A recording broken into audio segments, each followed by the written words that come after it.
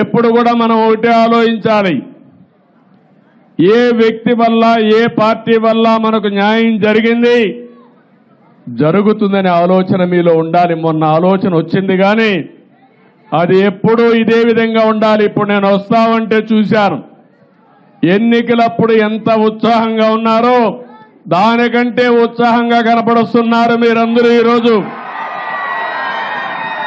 మొన్నటి వరకు మీ ముఖాల్లో నవ్వు కూడా లేదు.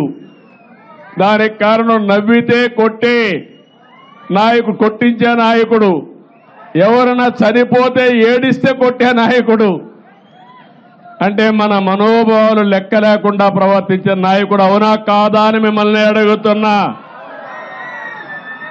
భయంతో బతికాం, అవునా కాదా? స్వేచ్ఛ లేదు మనకు.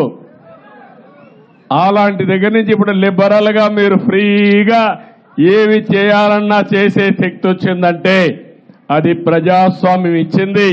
దాన్ని కాపాడిన పార్టీ తెలుగుదేశం పార్టీ, జనసేన, అదే మరిగా బీజేపీ అని చెప్పి కూడా నేను మీకు తెలియజేస్తున్నా.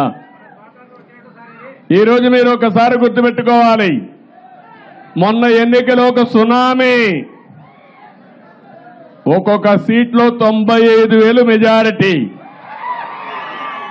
నేను ఆ రోజే చెప్పాను, రాబోయేది సునామీ. ఈ సునామీలో చిత్తుగా ఊడ్చకపోతారని చెప్పాము, అదే జరిగింది.